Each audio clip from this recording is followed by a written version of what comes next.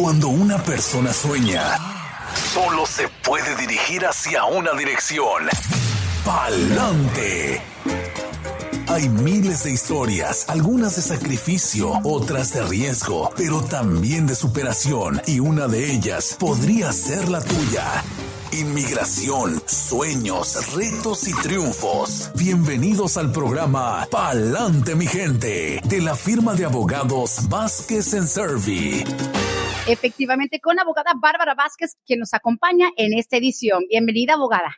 Muchísimas gracias, Brenda. Aquí con ustedes nuevamente, como siempre, un placer estar aquí con ustedes compartiendo esta hora de Pa'lante, mi gente, por Oxígeno Radio, hablando sobre temas de inmigración y contestando sus preguntas.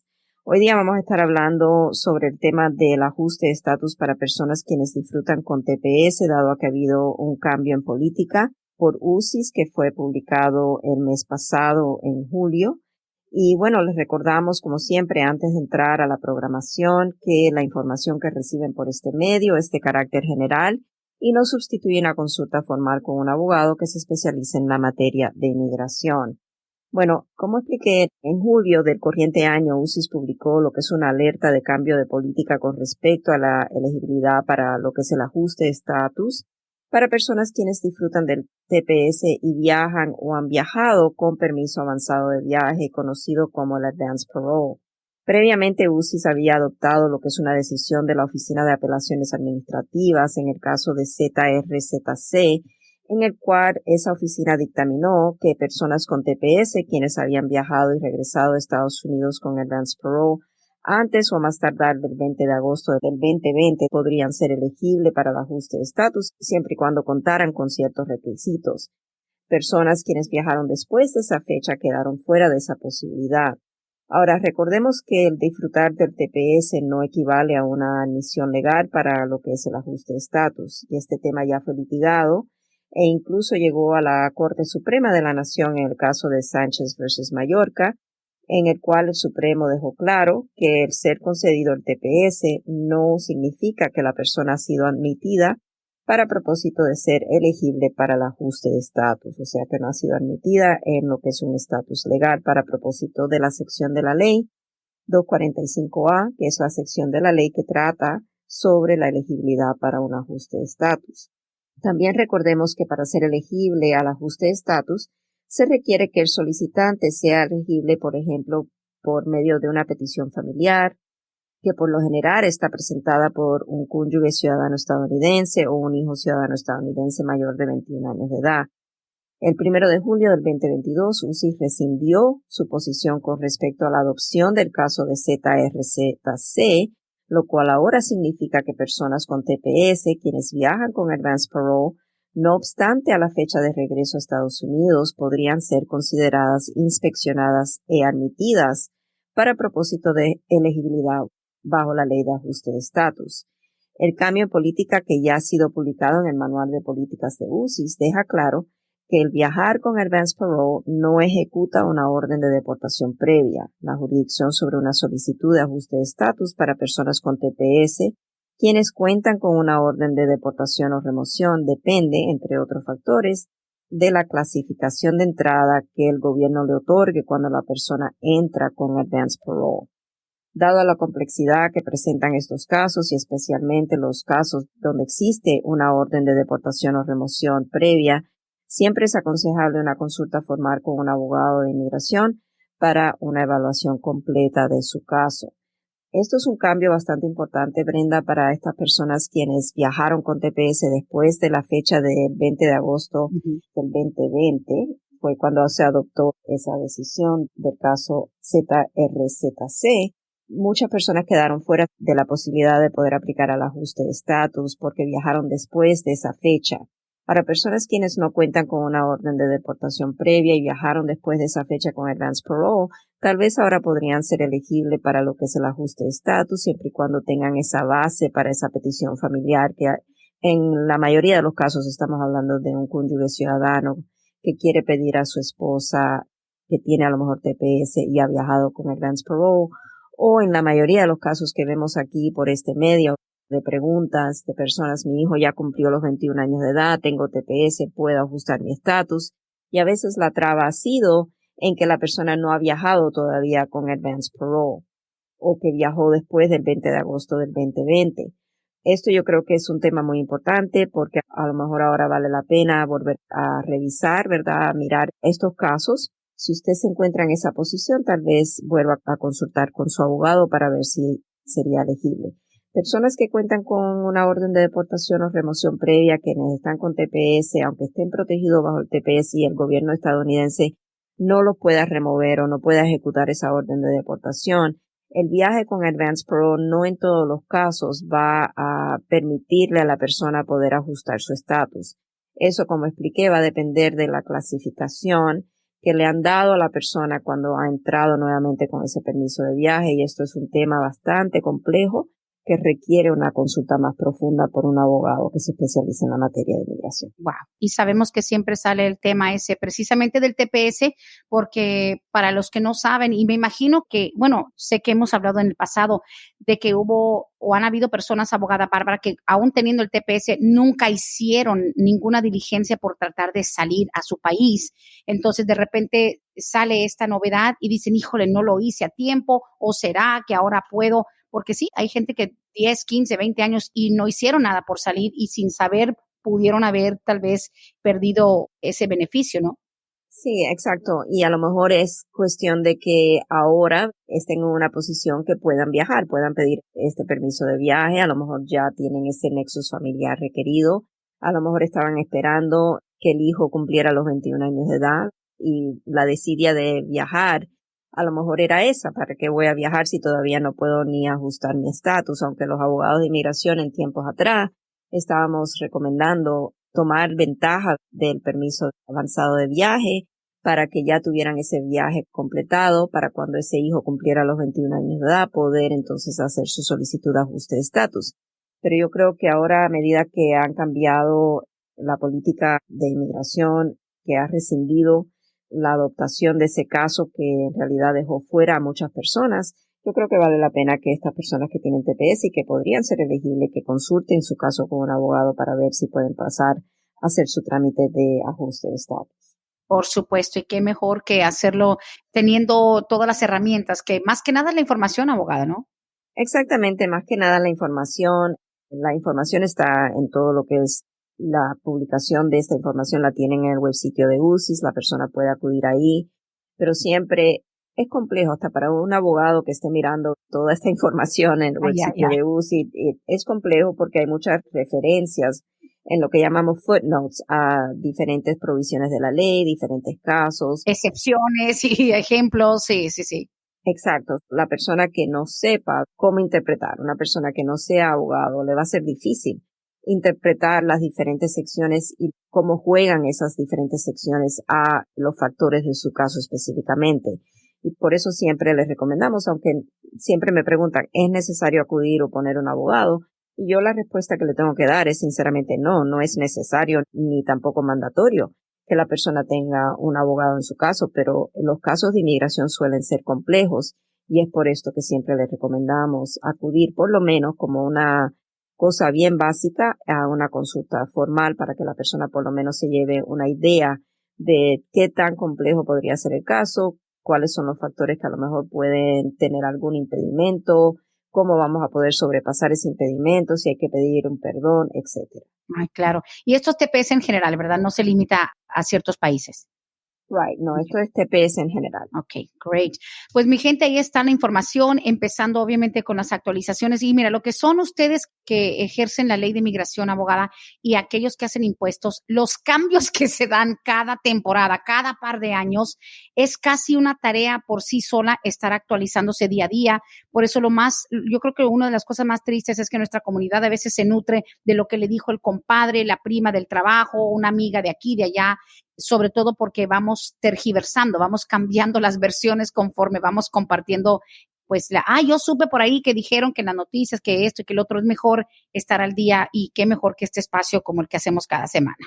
Exactamente, y cuando recibimos las noticias por las noticias, ¿verdad? O las redes sociales, a veces es una noticia que no está completa. Ajá. Y la persona quiere saber cómo esto aplica a mi caso, y de la única manera que la persona va a poder saber si esa nueva ley o esa nueva política o cambio en política aplica a su caso y cómo es que puede beneficiarse, es a través de una consulta. Eso es, yo creo que indispensable. Definitivamente. Pues bueno, la invitación para que sigan haciendo llegar sus preguntas. Ya tenemos varias que han estado en espera desde temprano esta mañana. La línea de textos 770-927-8015. En vivo, ya saben que le damos prioridad a quienes toman un momento para llamar a la línea en vivo 770-686-3424. Llamada telefónica en vivo con la abogada. Una de las primeras preguntas que nos hacen por acá desde temprano en la mañana era, pregúntale a la abogada en el programa, Brenda, que si una persona es víctima de un crimen y su pareja también puede estar incluida, aunque no estuvo presente. Eso me pasó. Dice, mi esposo fue agredido, le dieron golpes y una puñalada. Él está bien, pero le pasó saliendo de su trabajo. Yo no estaba ahí. Es verdad que yo también puedo estar en el paquete de la visa U. Sí, puede ser una persona que puede derribar el beneficio del estatus U. Básicamente tiene que hacer un paquete separado, no es en el mismo paquete del esposo. La ley requiere que cada persona lleve su paquete. La persona principal, que en este caso es la víctima principal, el esposo, va a llevar su paquete para el estatus U y él es la persona que va a conseguir la certificación. O sea, la certificación se la van a dar a él por ser la víctima principal del caso. Y entonces, al ellos estar casados, la esposa puede derribar el beneficio, o sea, puede aplicar como derivativa del beneficio del estatus U.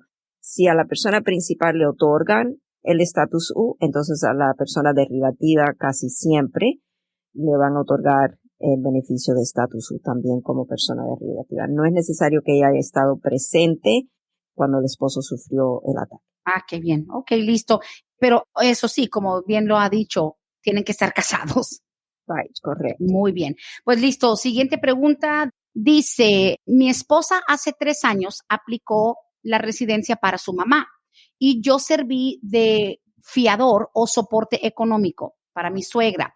El año pasado mi suegra estuvo en Nueva York visitando a su hermano y se puso muy grave. La llevaron al hospital, donde el hermano de mi suegra le dijo que aplicara para el Medicare, pero yo ni siquiera lo sabía. Recién me enteré que aplicó para esa ayuda. Mi pregunta es, ¿qué tanto me afecta y dónde puedo averiguar si le debo algo al Medicare? Good question. Eso como soporte, ¿no? Como el affidavit de manutención. Okay. Primeramente, lo que la persona que hace esta pregunta debe tomar en cuenta es que si le debe algo al Medicare, no se preocupe, el gobierno lo va a encontrar y le va a pedir que le pague el Medicare. Claro. En donde quiera que tengas tu social, hasta debajo de la tierra te encuentran. Exacto, Yeah. exacto. So, yo creo que hacer algo, tomar alguna acción, yo creo que está de más en estos momentos. No tiene que ser proactivo. No, no creo. Lo otro que tiene que tomar en cuenta es que hay Medicaid de emergencia. Yo no sé exactamente qué fue lo que ella aplicó, pero si fue algo como de emergencia, el Medicaid de emergencia no es algo que va a afectar el sponsorship, lo que es el affidavit de manutención, no va a afectar a esa persona. Por lo general, yo le diría, sí, o sea, puede ser que tenga que pagarle algo al Medicare, pero no creo que necesite ser proactivo en averiguar esta información si el gobierno no le está pidiendo a la persona que cubra esos gastos. A lo mejor sería cuestión de averiguar más a fondo con la suegra. A lo mejor ella tiene algún papeleo donde la persona se pueda hacer más consciente de qué tipo de ayuda fue lo que ella solicitó, de qué ayuda le prestaron y cuánto fue que le prestaron de ayuda. Ah, sí, porque no es lo mismo Medicare que Medicaid. Right, exactly. Listo. Hay que ver, o sea, estar consciente de qué fue lo que pidió, pero tampoco ir a decir, hey, les debo algo, o sea, no hay que ser tampoco tan proactivo. Bueno, ok. Siguiente pregunta dice, creo que es de Venezuela, sí. Le llegó a mi hijo el TPS en julio, sacó su seguro social, sacó su licencia de conducir, la cual ya vence ahora septiembre del 2022. Mi pregunta es, ¿él puede ir al DDS con algún oficio donde Biden anunció la extensión por 18 meses más para el TPS de Venezuela y renovar licencia? ¿Su abogado le puede suministrar algún documento o hay que esperar que salga cuáles van a ser las condiciones nuevas de la renovación del TPS para que renueve su licencia de conducir? Estamos en espera de que salgan las regulaciones federales y hoy mismo estuve mirando a ver si ya han salido y todavía no han salido. Okay. Ahí es lo que el gobierno va a anunciar oficialmente si hay que volver a hacer otra solicitud, por ejemplo, para lo que sería la nueva extensión de los 18 meses o si va a ser simplemente algo que automáticamente va a extender lo que es el plazo de ese permiso de trabajo. si hay que volver a reinscribirse para que puedan entonces disfrutar de esos 18 meses adicionales, entonces ese es el paso que tiene que seguir, volver a reinscribirse para el TPS para entonces tener esos 18 meses de validez en el permiso. Si las regulaciones federales dicen no, la persona no necesita reinscribirse para el TPS, esto es algo que estamos extendiendo automáticamente, entonces el permiso que caduca ahora para septiembre debe de extender el plazo y con la notificación del registro federal, una vez publicado, y también el permiso de trabajo vencido, la persona puede llegar hacia el Departamento de Servicios al Conductor para extender su licencia de conducir, pero todavía eso no se sabe cuáles van a ser los requisitos. Ok. Bueno, esto hay que esperar un poquito. Ahora me dice algo de renovar el social, pero el social no se renueva licencia y permiso de trabajo nada más, ¿verdad? Correcto. Excelente. Siguiente pregunta, dice por acá. Yo entré en el año 2019 con una visa de campo de trabajo en agricultura. Mi hermano también. Él está casado con ciudadana. Yo no tengo pareja. Si él se hace residente, ¿me puede pedir a mí? No, un hermano residente no puede pedir a un hermano. Tiene que hacerse ciudadano y una vez ciudadano, la persona, el beneficiario, va a estar en una lista de espera bastante larga porque esa es la última categoría de preferencia familiar donde a veces la persona tiene que esperar décadas para poder recibir la residencia. Y obviamente el hecho de haber entrado, los dos hermanos entraron con visa de agricultura. Uno se puso las pilas y se casó con americana y está arreglando, pero, por ejemplo, no cambia el tiempo de espera de que un hermano pida a otro hermano, ¿verdad? O sea, no porque entraron legales los dos cambia el tiempo de espera. El tiempo de espera una vez que el hermano se haga ciudadano y aplique por él. Exacto. No, o sea, lo que depende es de qué país fue la persona o es la persona. Sí. Y entonces ahí vamos a mirar a la categoría F4. Por ejemplo, si es de México, van en la fecha del 1 de junio del 2000. Si es de cualquier otro país que no sea China, India, México o Philippines, van en el 22 de marzo del 2007. Solo lo que cuenta es el país de origen de la persona y cuándo fue introducida esa solicitud. De ahí en fuera empieza a correr el tiempo que hay que esperar para que haya una visa disponible. Ya. O sea, pero no importa que haya entrado legal, simplemente esa categoría, las visas son muy limitadas. Correcto. Ok, listo. Y sí, son de México ambos, así que creo que les toca una de las esperas más largas. Ok, dice aquí, buenos días, abogada. ¿Cuánto están tardando los perdones? Ya llevo más de 19 meses y no nos han mandado nada. ¿Y qué mandan? Okay. De hecho, ¿qué mandan? ¿Qué están esperando? O sea, sí, es muy probable, déjeme decirle, a ver un momentico, voy a entrar aquí a los tiempos de procesamiento para decirle más o menos el tiempo. Es largo, pueden variar de 27 meses a 35 meses y medio. Wow, esto todavía está dentro de un tiempo normal de espera. Okay. Y estoy asumiendo que la persona está preguntando referente al perdón provisional por presencia indocumentada, porque hay diferentes perdones, pero tengo que asumir que ese es el más común a los cuales aplicamos. Definitivamente. Aquí nos pregunta Ángeles, dice, buenos días, ¿puedes hacerle la pregunta a la abogada de lo de mi hermano? Dice, tú sabes la historia de que él se accidentó en Texas y está muy grave.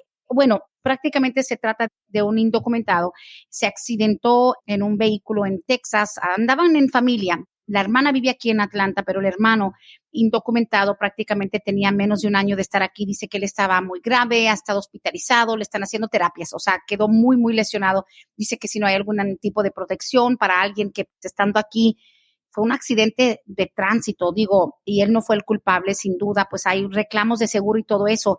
Y si le dan ayuda, número uno, quiere saber, Ángeles me preguntó esto en otra ocasión, que si a su hermano, que es indocumentado, como no es el culpable del accidente, si le dan a él, digamos, una compensación de dinero, número uno, que si le afecta, eso no sé si podemos, o le puede contestar, si le afecta el haber hecho una demanda por la lesión, porque creo que le toca porque está lastimado y no fue su culpa, pero esa es una cosa. Y segundo, que si eso a él le puede ayudar a ajustar algún estatus, porque quedó muy, muy mal y va a tener muchos años de cirugías y de terapia.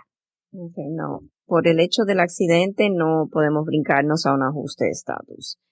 Y lo de la demanda, o sea, él tiene derecho a poner esa demanda por las lesiones que ha sufrido y eso no debe de afectar en ningún aspecto un trámite migratorio que pueda llevar a cabo en un futuro si es elegible. Pero simplemente, a mí lo siento mucho, obviamente lo que le ha sucedido es muy lamentable, pero un accidente de tránsito, o sea, no es una base que conlleva a un ajuste de estatus.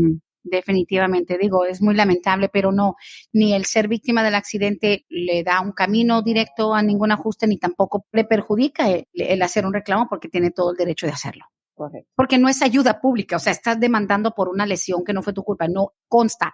Si le dicen, mira, ahí te van 50,000, te van 100,000 o te van 200,000 por tus lesiones, eso no es nada que ver con el gobierno. Correcto. Ok, listo. Vamos a una llamada telefónica al aire con la abogada Bárbara. Buenos días. Buenos días, buenos días. Bienvenido. ¿Qué tal? Todo muy Tengo bien. una preguntita rápida. Yo estoy aplicando por los 10 años y la abogada que tengo me pidió que, bueno, tengo 2 hijas que ya son mayor de edad, son casadas, y me está pidiendo a una de ellas me llenara el formulario para, como que ellas me estaban pidiendo. En eso, según he escuchado que no se puede, no sé, o tal vez estoy equivocado. Esto va a requerir un poquito más de información. Lo que usted está diciendo que está aplicando bajo la ley de los 10 años es, usted está en trámite con la corte y tiene un caso de cancelación de deportación. Correcto. Ok, ¿y quién es el familiar calificativo a quien usted tiene que demostrar el perjuicio extremo? ¿Son sus hijas o tiene algún hijo menor de 21 años de edad, ciudadano? Sí, claro. Tengo 3 nenas y el más pequeño tiene 6 años, todos ciudadanos. ¿Usted entró documentado o indocumentado a Estados Unidos? Indocumentados, claro. Ok, ¿y tiene cónyuge usted, ciudadana o residente? No, tengo mi esposa igual, indocumentada. Okay.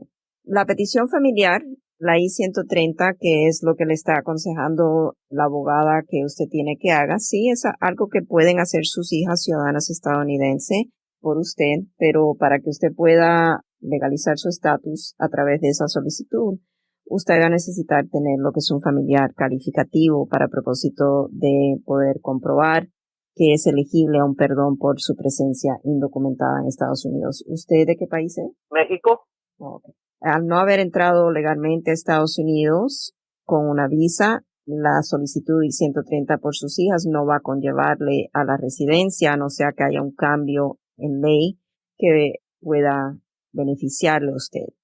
No sé cuál sería la estrategia que tiene la abogada en que las hijas, alguna de ellas lo solicite. Tal vez ella está pensando en un futuro, por si acaso el caso de cancelación de deportación es negado, que usted tenga una avenida para poder legalizar su estatus de inmigración, pero eso va a requerir, con los factores que usted me ha dicho y sin saber más, voy a poner eso de por medio, va a requerir que usted esté fuera durante ese periodo de 10 años. Ok. So, el hecho que eso no me va a beneficiar, o sea, porque cada aplicación que mande, o sea, son, no sé, 500 y algo por cada aplicación de mis hijas que mande, soy ciudadana. Pero sería una sola petición. Las dos no tienen que aplicar, son 535. Sí, la pregunta entonces, ¿no me beneficiaría en ese aspecto? ¿O algo me pueda proteger? ¿Qué sé yo? No sé exactamente cuál es la estrategia de la abogada. No sé si ella está tratando de que le soliciten la I-130 para que si el caso a lo mejor no es un caso fuerte, a lo mejor ella pueda pedir la desestimación del caso de cancelación de deportación ante el tribunal, enseñando que usted tiene otra avenida en un futuro posiblemente. A lo mejor ella piensa presentar una moción con las oficinas de la Fiscalía de Inmigración para la desestimación de su caso. Tiene que hablar usted un poquito más a fondo con su abogada para ver cuál sería el plan después de que esa solicitud sea introducida, qué es lo que ella piensa hacer con esa solicitud, qué ventajas tendría usted en hacer esa solicitud, o sea, cuál es la estrategia. Eso es algo que la abogada debe comunicarle. Ok, bueno, quedó claro. Muchísimas gracias. Gracias. De nada. Muchas gracias. Abogada, hace tiempito que no tocamos ese tema. De repente cuando hay un poquito de enfoque en otras cosas, como lo del asilo, como el TPS, como el DACA, se nos olvida a veces tocar de nuevo algo que es tan común, las personas indocumentadas que han tenido algún contacto con inmigración, que lo de la ley del tiempo, la ley de los 10 años o lo que se llama oficialmente la cancelación de la deportación en base a los hijos y los años. O sea, hay requisitos adicionales, ¿no? Para eso, no nada más es de que, bueno, me agarró inmigración hace 4 o 5 años por un DUI, por una no licencia, voy a arreglar papeles, nada más porque tengo 10 años y tengo hijos nacidos aquí. No es lo único, ¿verdad? No, no es lo único. hay que demostrar, por ejemplo, que los hijos, primeramente que nada, por eso le pregunté a este señor si tiene más hijos, aparte de las 2 hijas que ya tienen mayor de 21 años de edad. Porque para propósito de la cancelación de deportación, si es que la persona está tratando de demostrar que al ser deportado le va a ocasionar un perjuicio extremo, es sumamente inusual, que es uno de los requisitos. A un hijo ciudadano estadounidense, ese hijo tiene que tener menos de 21 años de edad. Una vez que el hijo cumpla los 21 años de edad, entonces ya no puede servir como un familiar calificativo para propósito de la cancelación de deportación y poder cumplir con ese requisito de perjuicio extremo. Es sumamente inusual. Hay más requisitos. Tiene, por ejemplo, la persona que demostrar el buen carácter moral, que puede ser algo si hay algún historial penal que lo descalifique en poder demostrar el buen carácter moral. Si la persona tiene un historial penal que a lo mejor no lo descalifica porque los delitos no son considerados delitos de bajeza moral, el juez de todas maneras tiene que estar convencido que esta persona debe de, en la discreción de la corte, ser otorgado, ¿verdad?, el beneficio de la residencia, o sea, de que la persona tiene características que el país, Estados Unidos, considera características positivas, no obstante a los problemas que ha tenido la persona en un pasado. So, ponen todo eso en la balanza para decidir el caso de cancelación de deportación. No es tan fácil como simplemente decir, tengo hijos nacidos acá y tengo 10 años aquí en Estados Unidos. Se tiene que combinar ciertos factores para que sea algo que la familia decida hacer. Siguiente pregunta tiene que ver con un ciudadano americano. Voy a tener básico aquí para que no se revele demasiada información. Dice, mi hijo, que es ciudadano, lo paró la policía y tiene un par de tickets con relación a misdemeanors con posesión de marihuana. O sea, posesión misdemeanor, crimen menor, obviamente él es ciudadano, pero él está por aplicar para su esposa, va a meter papeles de migración para su pareja, le va a afectar en su solicitud. O sea, cuando el ciudadano que va a pedir a su mujer indocumentada, ¿le afecta tener unos cargos misdemeanor de marihuana? No debe de afectarle. Cuando estamos mirando casos penales que pueden afectar a un trámite de petición familiar, siempre lo que viene a mente es lo que es el Adam Walsh Act, que es personas, por ejemplo, que son ciudadanas estadounidenses, quienes han tenido delitos previos, como por ejemplo de pornografía infantil o abuso sexual de menores. Esas cosas son consideradas bajo esa provisión de ley problemáticas y pueden hasta causar que una petición familiar por un ciudadano estadounidense con tal convicciones o problemas con la justicia sean consideradas inelegibles, ¿verdad? Que la persona sea considerada inelegible para hacer ese tipo de petición familiar con inmigración. Pero problemas de delitos menores por el ciudadano estadounidense no debe de ocasionar problemas para lo que es la solicitud de petición familiar. Ahora, es muy importante que, vamos a decir, si es la esposa, que la esposa no haya estado involucrada en ningún tema de posesión de marihuana, consumo de marihuana, por ejemplo. Eso sí podría llegar a afectarle a la persona que está pidiendo la residencia, pero no necesariamente al patrocinador, si es ciudadano estadounidense. Muy bien, tiene sentido. Déjame ver el siguiente. Bueno, algo similar a lo que estaban preguntando hace unos momentos acerca de igual lo del perdón. Dice, mi pregunta, yo sometí el perdón hace 26 meses. Fui a poner las huellas hace un año. ¿Es normal que se esté tardando tanto la resolución del perdón? Usted ya nos mencionó, abogada, que el tiempo normal es ¿de cuánto? De 27 a 35 meses y medio. Ok, eso todavía podríamos estar hablando de cerca de un año todavía. O sea que es completamente normal. Sí. Ok, dale. Siguiente pregunta dice, por favor, si la abogada nos puede decir algo nuevo acerca del DACA. Yo sé que siempre preguntamos lo mismo. Eso nos pregunta Lidia. Gracias. Sí, no, todavía estamos en espera. Como sabemos, el DACA hay un interdicto que evita que inmigración pueda aceptar solicitudes iniciales para el DACA. O estamos en espera de que haya alguna noticia nueva. Hay un litigio que está pendiente en estos momentos, pero en realidad no hay nada de por sí que le pueda ofrecer a personas que están esperando esa noticia con gran ansias, igual que estamos nosotros, para que los jóvenes que no pudieron introducir su solicitud inicial dentro del plazo por alguna razón, ¿verdad? A lo mejor no eran de edad todavía para poder hacerlo, puedan ahora hacerlo. Eso todavía no se sabe, tenemos que esperar. Claro. Aquí nos pregunta, dice, para la abogada, por favor, dice, mi hermano entró ilegal a los Estados Unidos en 1998. En el 2009 lo deportaron por un DUI. Él después regresó en el 2011. Lo volvieron a agarrar en Gwinnett y ahora está con permiso de trabajo y social, según peleando eso que dicen de la ley del tiempo, pero como él entró ilegal la segunda vez, ¿le va a durar ese permiso o todavía se lo pueden quitar? Qué raro, porque él fue deportado en el 2009 y regresó y le dieron un permiso de trabajo por lo de cancelación. Sí, es muy complejo esto. Sí. Necesitaría yo ver más a fondo los factores del caso. Sí, falta información, Sí. ¿verdad? Para yo poder darle una contestación, pero por lo general, no hablando sobre los factores de este caso, Sí, no. cuando hay un caso que ha sido presentado de cancelación de deportación ante el Tribunal de Inmigración, si la persona es prima facie eligible, o sea, que quiere decir que a primera vista, sin que el juez indague y antes de que a lo mejor haya un juicio sobre el caso, a primera vista la persona aparenta ser elegible para los beneficios o para poder hacer esa solicitud de cancelación de deportación, la persona entrega esa solicitud ante el Tribunal de Inmigración hasta que hay una decisión final en el caso de cancelación de deportación. O sea, el juez tiene que dictaminar sí o no si la persona va a ser conseguida la cancelación de deportación. La persona puede seguir renovando lo que es el permiso de trabajo hasta que haya una decisión final, ya sea por el juez o por la Junta de Apelaciones de Inmigración. Ok, bueno, listo. Aquí la pregunta que sigue. Dice, buenos días, un venezolano con asilo y TPS le dieron un ticket por no renovar el sticker de su carro. ¿Tiene problemas? O sea, ¿sabe qué, abogada? Y ya que mencionan esto, y gracias por la pregunta, yo me encuentro con muchas consultas en la tarde por la cuestión criminal de tickets y DUI. Los venezolanos están con ese miedo de que no les permiten tener no sé cuántas infracciones o cargos, pero un venezolano puede tener ambas cosas, asilo y TPS, porque son muy diferentes y uno es más delicado que el otro. Sí, puede tener ambas Oh, cosas. wow. Ya, y básicamente a veces es recomendable acogerse al TPS. Usualmente la persona, Ujú.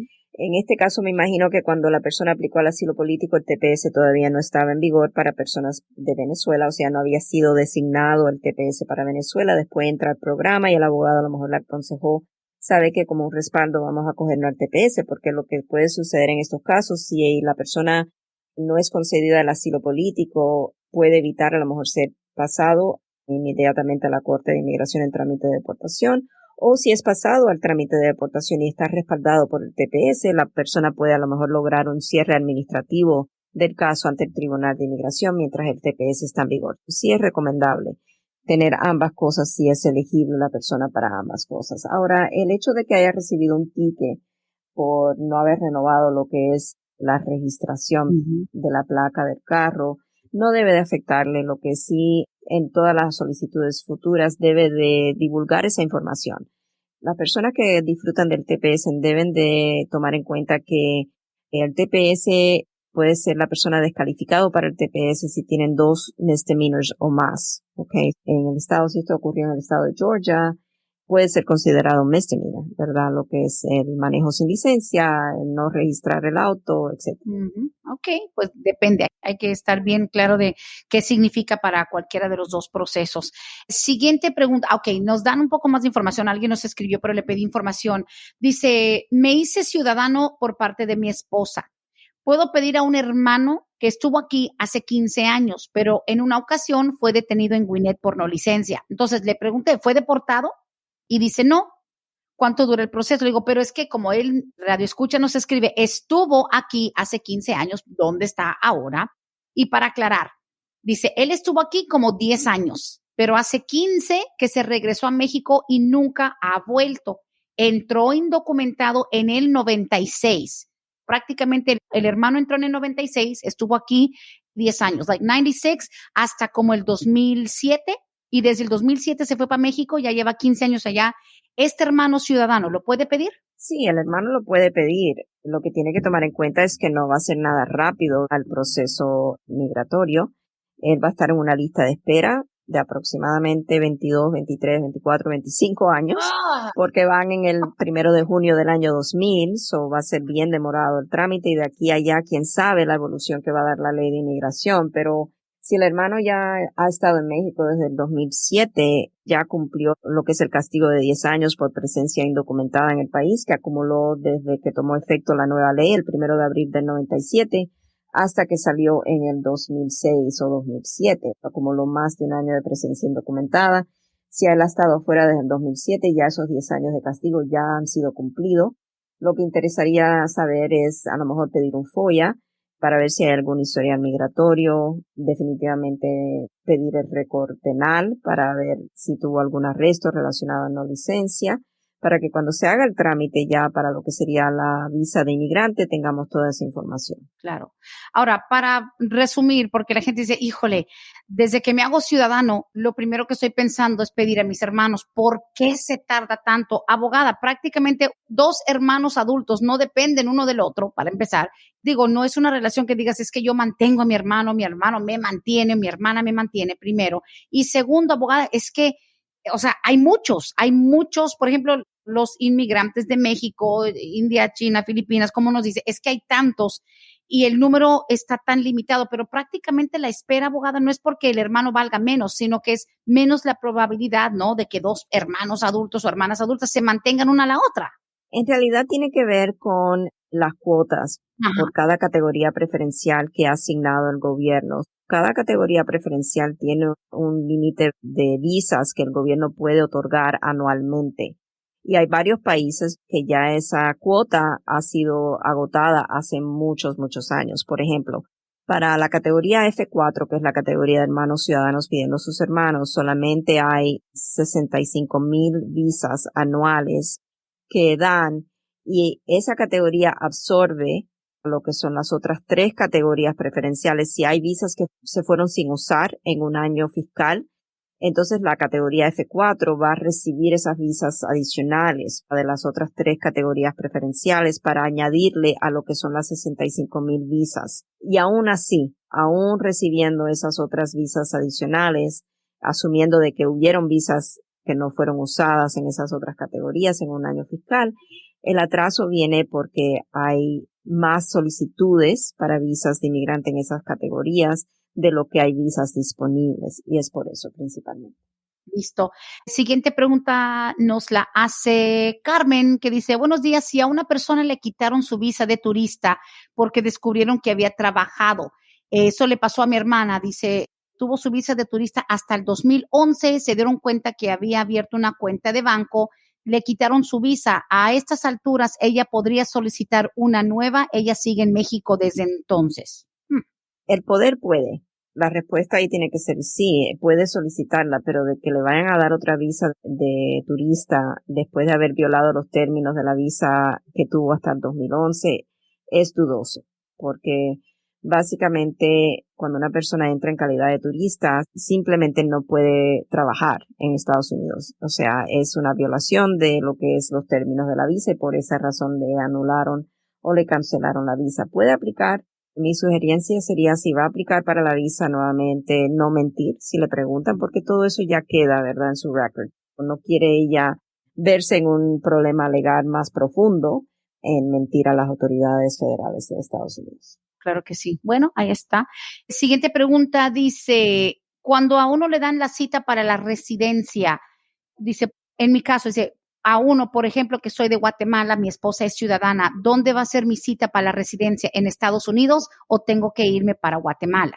Depende. Eso depende de cómo entró la persona a Estados Unidos. Si es elegible al ajuste de estatus, va a recibir la residencia o la entrevista para la residencia aquí.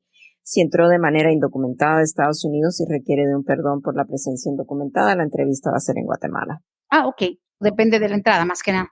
Depende de la entrada más que nada, claro. Tenemos que ver cómo fue que la persona entró a Estados Unidos para ver si se puede acoger aquí a lo que es el ajuste de estatus. Hay categorías de visas, por ejemplo, cuando la persona entra en calidad de crewman para trabajar en un barco, por ejemplo. Esa visa descalifica a la persona para poder hacer un ajuste de estatus. Aunque esté casada con una persona ciudadana estadounidense, la persona tendría que hacer su trámite de proceso para la visa fuera de Estados Unidos, o sea, tiene que acudir a su país natal. Depende de cómo entró, si entró legalmente en la categoría de visa que usó para entrar legalmente a Estados Unidos. Muy bien. Esmeralda nos pregunta, dice, Brendita, para una persona que estuvo pasando siempre con la tarjeta local de la frontera, dice, los que somos de Brownsville, que hemos entrado, tengo una prima que entraba siempre con su tarjeta local, pero ya después se coló, tiene ya 9 años que no ha vuelto a salir a México. ¿Ella puede arreglar, cuenta como entrada legal o no? O sea, de Border Crossing Card, son de ahí de Brownsville. Ya, sí, cuenta como entrada legal Oh, wow. y hemos ajustado a muchas personas con ese Really? tipo de Border Crossing Card. Sí, por ejemplo, la mayoría de las personas que hemos ajustado son personas que se han casado con personas estadounidenses, tienen que tener esa relación familiar, o a lo mejor ella tiene ya un hijo, vamos a decir, la persona tiene un hijo que ya tiene los 21 años de edad cumplido, es ciudadano estadounidense, entonces puede utilizar la entrada con el Border Crossing Card para propósito de un ajuste de estatus. Obviamente tiene la persona la carga de la prueba de comprobar que entró legalmente. Y las personas que entraban con Border Crossing Card a veces simplemente enseñaban la tarjeta y no le daban más nada de comprobante. Sí. Si la persona tiene el Border Crossing Card todavía, eso sirve para poder evidenciar que entró legalmente a Estados Unidos. Listo. Esta pregunta, bueno, dice, por favor no digas mi nombre. Dice, mi hermana llegó a la frontera, desde Honduras, llegó a la frontera con México, Estados Unidos, amenazada por su ex que dijo que la iba a matar a ella y a los niños. Ella salió nada más con el grillete, dice, le pusieron un grillete, dice, ¿será que ella va a poder ajustar? No se sabe. Okay. En este caso, seguramente lo que le voy a recomendar, no con nosotros porque nosotros no llevamos casos de asilo político, a lo mejor explorar esa posibilidad. Simplemente porque haya salido con grillete, eso no va a conllevar a un ajuste de estatus. Tiene que tener una base legal para poder llegar al ajuste de estatus y eso sería a lo mejor un trámite de asilo político. Mi recomendación es que hable con un abogado que se especialice en la materia de inmigración, que lleve casos de asilo político para determinar si tiene un buen caso. A veces los casos de abuso doméstico pueden calificar como un grupo que el gobierno de ese país no ha protegido contra lo que es ese abuso doméstico, a lo mejor. Mi recomendación también es que no demore en hacer esa consulta porque para propósito de asilo político es importante hacer su trámite dentro del primer año de haber entrado a Estados Unidos. Ay, ay, ay, pues sí. Y lamentablemente creo que, aparte de que es común la violencia doméstica, lamentablemente en cualquier país, pero me imagino que miles de personas y sobre todo mujeres pueden llegar diciendo que un ex la amenazó y puede ser cierto, pero igual si se ponen automáticamente a creerle a todo el mundo, pues entonces sería algo difícil de poder comprobar. Yo creo que por eso tienen que reservarse muchas veces a criterio, ¿no, abogado? O sea, no es automático. No, no es automático. Eso es un caso bastante difícil de comprobar. Ahora sí ella tiene pruebas de que a lo mejor fue a las autoridades varias veces, pero no hicieron nada, o a lo mejor ella hasta presentó una demanda ante algún tribunal en su país. Eso puede servir obviamente como evidencia muy fuerte que sí, que fue víctima y que el gobierno no la protegió. Listo. Pues es muy buena observación, sin duda, porque muchos yo creo que llegan con la idea de que si yo digo que me van a matar, pues ya con eso automáticamente califico. Ahora, bien importante que lo menciones, sobre todo porque ahí vienen más caravanas y siempre hay olas de inmigrantes y lo entendemos lo difícil que son los países, pero el entrar a este país, abogada, haciendo lo que hacen muchos centroamericanos y de hecho mucho mexicano, de pedir, oye, refugio, ayúdenme por favor, asilo, lo que sea, entrar y que te liberen con un grillete, a veces hasta sin grillete. Tienes que cumplir, o sea, no es nada más entraste, pásale, tienen que regresar o tienen que seguir cumpliendo. ¿A dónde regresan esas personas? ¿Tienen que ir otra vez a la frontera o tienen que ir a alguna oficina de inmigración cerca de donde terminan? Por eso te preguntan a dónde vas, ¿no? Si vas a ir a Washington, D.C., si vas a ir a Nueva York, a Florida, etcétera. No, no nada más es entrar. Exacto, no, le dan documentación y le dicen dónde tienen que reportarse. A veces salen hasta allá con una fecha para que se reporten a tal oficina en tal fecha, tal hora. Y entonces al reportarse ahí el oficial le puede dar otra fecha. O sea, siempre cumplir con reportarse con las autoridades de inmigración para que si va a presentar un caso ante lo que es el tribunal o ante UCIS, que siempre conste que la persona ha cumplido con su obligación. Muy bien. Siguiente pregunta. Martín dice, ahora que tiene uno detención y tiene hold de inmigración, ¿hay algo para poder quitar esos hold? Dice, mi hermano tiene un hold desde hace 3 semanas, no lo han llevado ni a Stuart ni a Irwin y solo lo tienen detenido allá en la cárcel de Dalton. Bueno, las cárceles ahorita de migración están un poquito complicadas. Una está cerrada, la otra tiene una demanda muy, muy complicada. Pero mira, ya tiene 3 semanas este hombre, el hermano de este radioescucha, en Dalton, en Whitfield, donde tiene hold de migración. Es muy importante que consulte con un abogado. No se sabe la razón por el hold. A lo mejor es sujeto a una detención mandatoria, dependiendo del historial penal o el historial migratorio. Ahí a lo mejor por esa razón viene el hold de tan larga duración. si no ha consultado con un abogado de inmigración, le recomendamos definitivamente que consulte con un abogado de inmigración para ver si es elegible el hermano a pedir lo que es un bond. Oh, sí, sí, sí, hoy 3 semanas. Y honestamente ahorita sí está como en un limbo esos centros de detención. Le digo, creo que Stewart es o ¿cuál es Irwin la que se cerró? Y ahí nada más quedaba Folkestone y otras más. Hay que averiguar bien porque no es como era hace un par de años, ¿eh? Sí, correcto. Ha habido mucho litigio, han pasado muchas cosas a raíz del COVID también y también los litigios con las demandas que han sido Claro. impuestas se recuerdan las mujeres que Sí. creo que, ay, sí, eso fue Las horrible. estaban esterilizando y ahora en la otra cárcel, la que queda abierta, violaciones y mala conducta, o sea, abuso sexual también. Qué horror, la verdad, en estos centros de detención. En todo caso, pues sí, un abogado va a tener que mover algo precisamente porque si ni lo sacan, ni lo dejan salir, ni nada, pues a ver si califica para un bond. Dice, le puedes preguntar a la abogada, si ya aplica una persona de 70 años de edad con 12 años de residencia, pueden hacer la ciudadanía sin examen. No, tiene que tener 15 años o Ah, 20 años con la residencia para poder tomar el examen en su idioma. ok. Eso tiene que tener las dos cosas, la edad y también el tiempo como residente. En este caso sería cuestión de esperar que cumpla por lo menos esos 3 años más para que tenga ya los 15 años con la residencia y así entonces pueda no solamente hacer el examen más fácil, pero también hacer el examen en su idioma. Ok, muy bien. Esta vez me mandaron un screenshot. Dice, Brendita, buenos días. Hace una semana recibimos este email de USCIS. Dice lo siguiente, and it says, your petition is currently in the scheduling queue for an interview. We will mail you a notice with the date, time, and location for your interview once it has been scheduled. Dice, solo entiendo más o menos que ya estamos en fila para la entrevista. Después de que llega este email, ¿sabrá la abogada más o menos cuánto están tardando para la cita? Le llegó hace una semana ese email. Ni idea.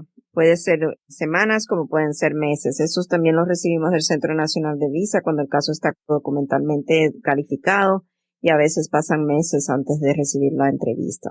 Simplemente tiene que esperar si hay algún cambio de dirección, notificar directamente a UCIS sobre su cambio de dirección para que entonces puedan ellos tener esa notificación, porque lo que no queremos obviamente es que fallen a la cita. Sí, Si tienen abogado, el abogado también debe recibir el citatorio. claro. Ahora, abogada, ¿cuál es la mejor forma? Yo sé que estando en manos del bufete de Vázquez y Servi están en excelentes manos, pero ¿habrá una forma en la que ustedes, ahí el personal, trata también de poner al día que las personas también, o sea, sus clientes también pueden recibir emails? Porque sería muy padre tener también esas actualizaciones, porque mire, hay gente y precisamente porque muchos somos ignorantes o estamos muy ocupados y dejamos todo en manos de nuestros abogados, que está bien cuando son una firma como ustedes, pero habrá forma también de que los correos electrónicos, el cliente esté como más activo, ellos pueden proporcionar su email para que les lleguen estas actualizaciones, porque hay gente que dice, oye,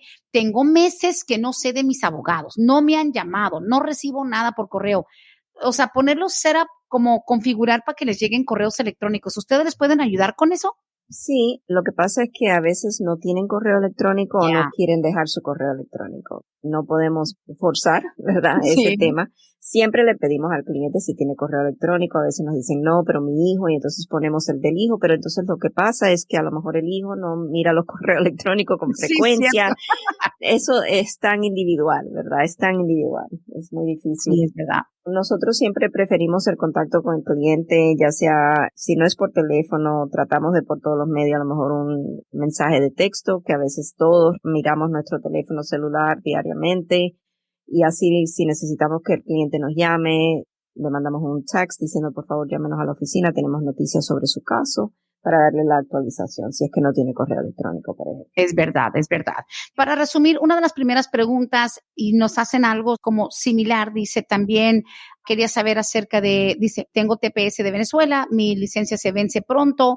¿Qué nos decía de que todavía se está esperando prácticamente que se aclaren las condiciones nuevas o los requisitos nuevos para la extensión del TPS de Venezuela, ¿no? Exactamente. Lo que no sabemos todavía es porque no hemos recibido lo que es el registro, la publicación del gobierno federal, que lo hacen a través de un registro federal, lo que van a ser los requisitos para poder acogerse a esa extensión de 18 meses.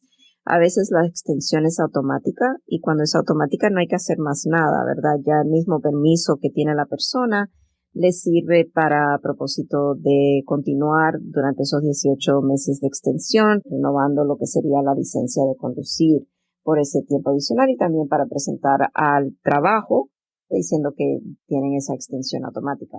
Pero si, por ejemplo, el gobierno publica o cuando publique lo que es la extensión o el anuncio en el registro federal sobre los 18 meses adicionales, si ellos dicen, bueno, tienen que volver a registrarse, una reinscripción nueva para poder beneficiarse de estos 18 meses adicionales, entonces hay que hacer lo que digan en el registro federal y eso es lo que no sabemos todavía, estamos esperando. Bueno, pues listo, hay que esperar. Abogada, hemos llegado al final de otra edición más de Palante, mi gente, fenomenal, las preguntas, nos dio mucho gusto escucharla de nuevo, más gusto me dio verla por ahí descansando porque sé que eso le ayuda a recargar sus pilas para seguir atendiendo esta carga de clientes y la necesidad que hay de estarlos informando, pero como siempre los invitamos a que hagan su cita, no importa cualquiera de los abogados, todos los van a atender de maravilla, obviamente 678-303-0018,